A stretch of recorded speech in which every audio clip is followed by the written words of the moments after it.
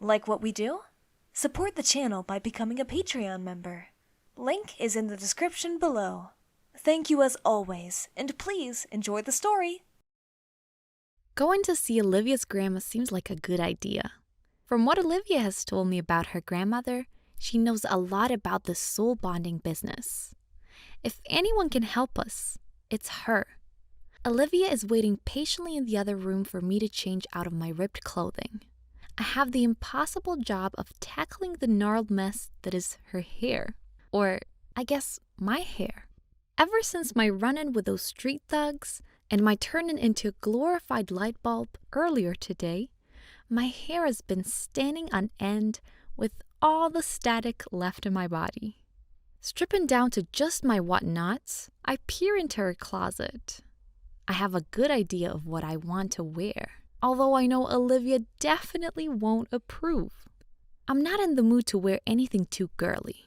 Sure, Olivia would probably want me to rock her body in fashionable, feminine stride, but after the day I've had, I'm just, not feeling it.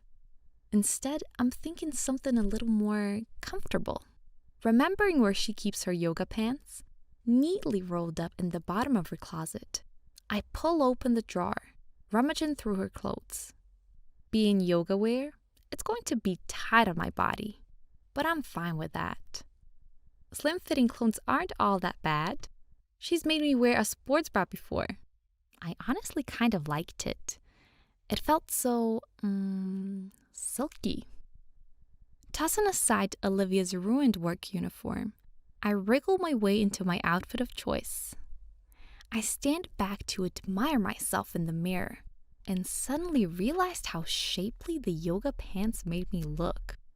Oh well, I might look like an hourglass, but at least I'm somewhat cozy. I'll give it to you, Olivia, I murmur to myself, turning to look at my backside in the mirror. You've sure got some junk in the trunk. I grin in satisfaction before noticing my wild perked up hair. My smile sinks into a dispirited frown. Urgh, I groan, trying to forcibly flatten my do. This hair, I want to cut it all off. Don't you dare, Olivia shouts from beyond the door. My face reddens. I hadn't realized she could hear me. Quit looking at my ass, too. What should I do with it, then? I bellow, still trying to press my hair down. And it's my ass now. I can look at it if I want. Just put a hat on. Sarcastically mouthing Olivia's retort, I spot a beanie tucked away in the yoga wear drawer. It's nothing special, just a basic black cap. She must wear it when she goes jogging. Cramming my hair into the hat, I wince with pain. Ouch! Who knew long hair was this sensitive and this hard to manage? Done, I claim, triumphantly opening the door and giving Olivia a quick smile.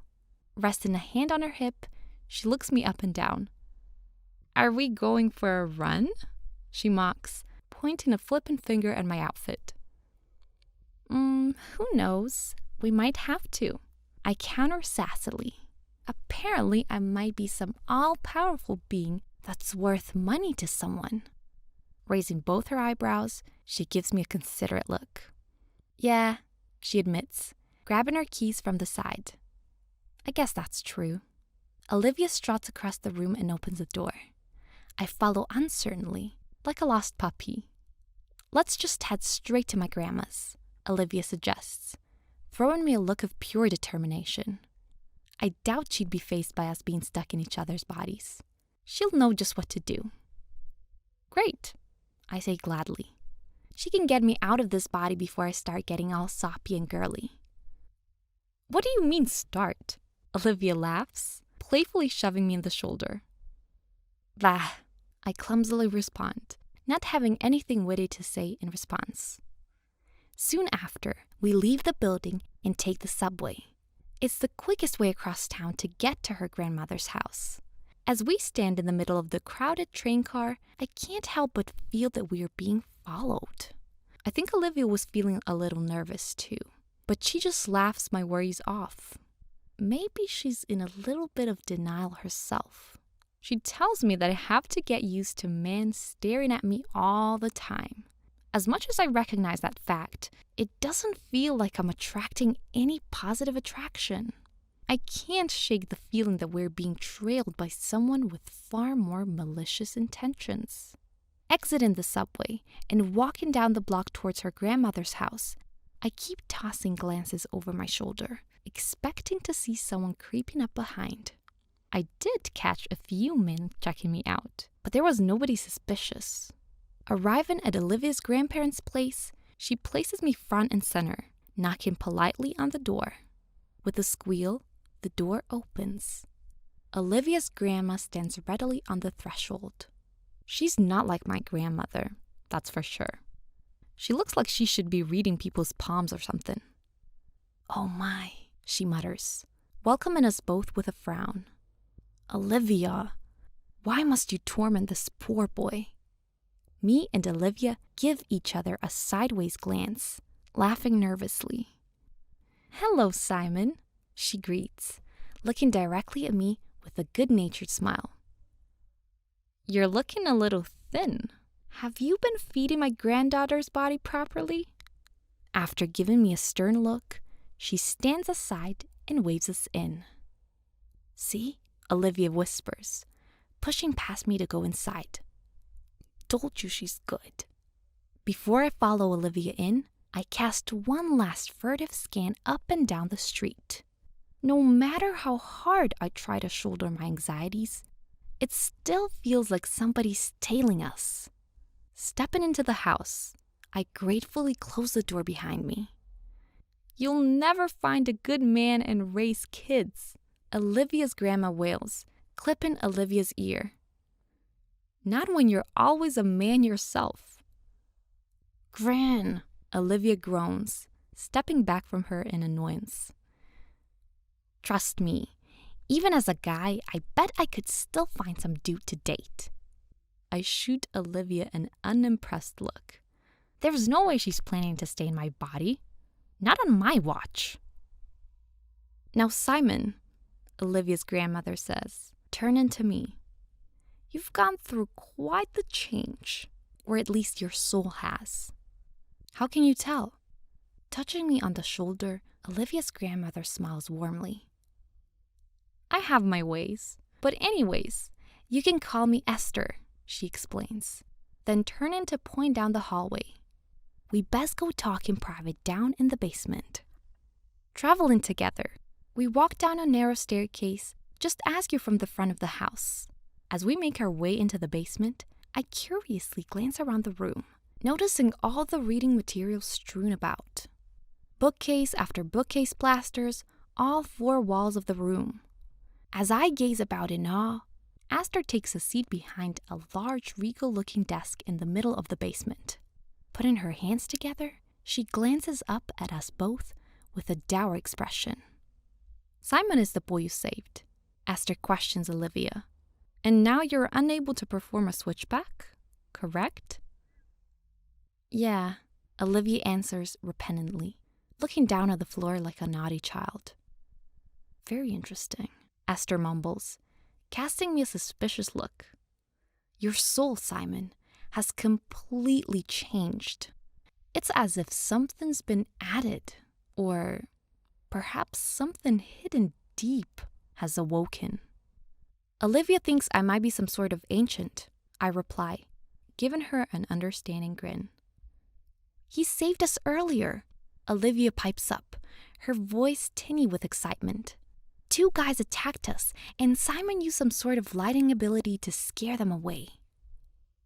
"They attacked you?" Esther questions, her brow furrowing in concern. "Why?" "They said my soul was worth money," I quickly answer, folding my arms uncomfortably. "They said they could sell it to some buyer." "Show me this power," Esther commands. Her eyes grow dark with grim. Bringing my hands up towards her, I splay out my fingers. I close my eyes and think about how angry these creeps made me. And suddenly, I feel the energy begin to spark between my fingertips. Curious, Esther remarks. I've never seen a soul manifest an ability like that. Opening my eyes, the bolts of energy dancing across my hand quickly dissipate.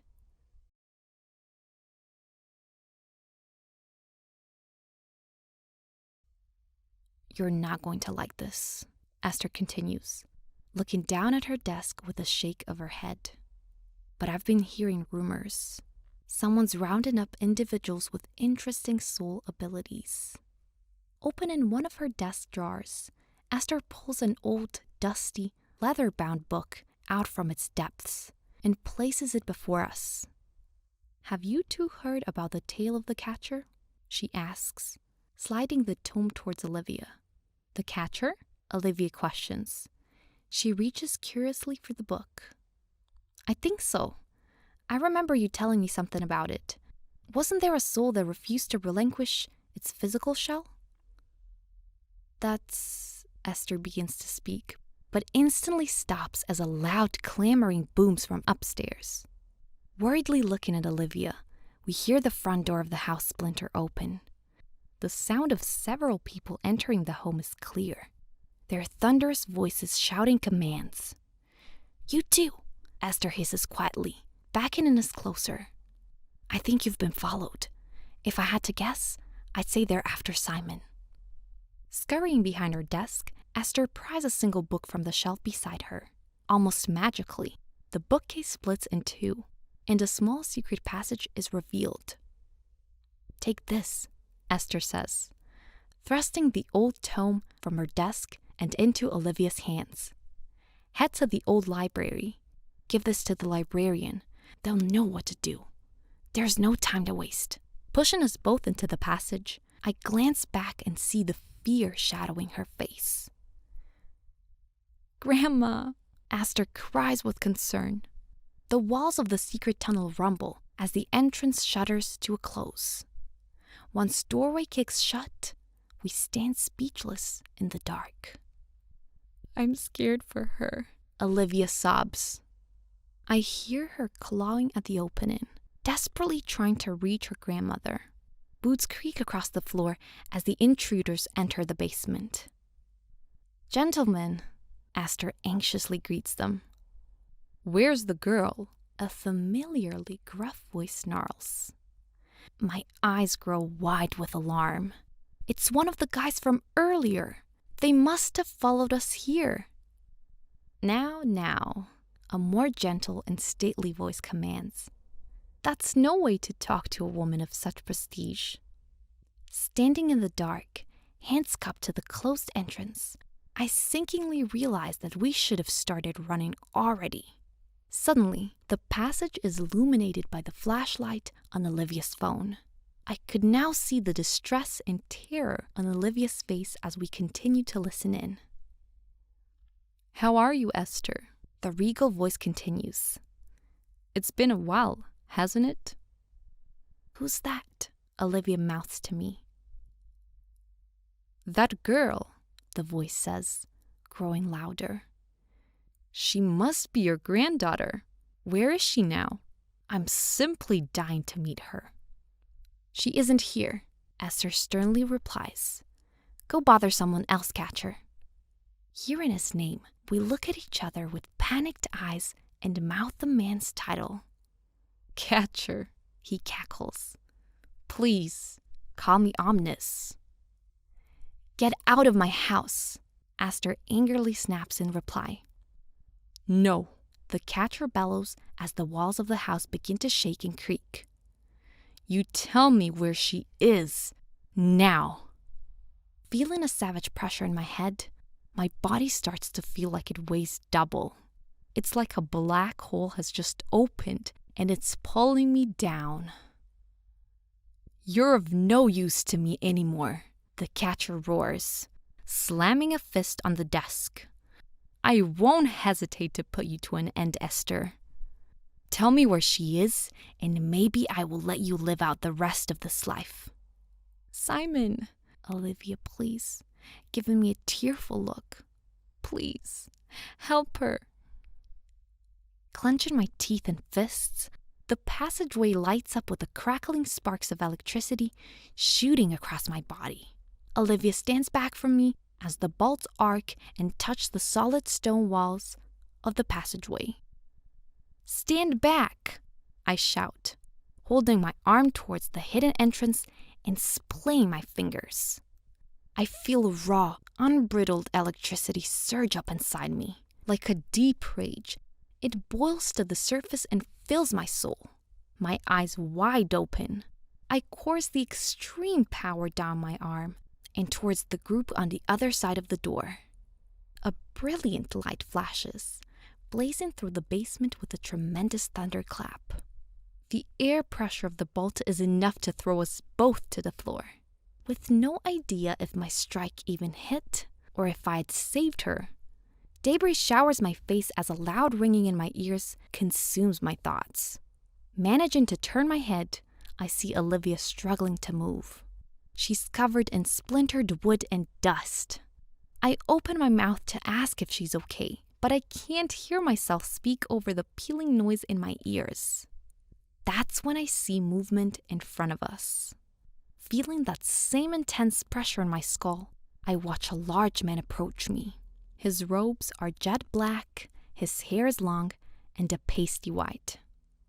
I don't know this man, but my instincts are telling me to run, and run fast. Without even trying to move, my body lifts gently from the floor as he approaches. Like a rag doll, he drags me closer to him. Terrified as I float towards him, I stare directly into his lifeless crimson eyes. The room around him is completely destroyed. Pages of books still flurry across the room, torn apart by the blast of my thunderbolt.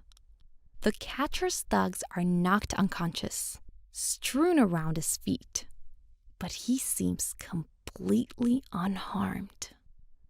"There you are," he thunders.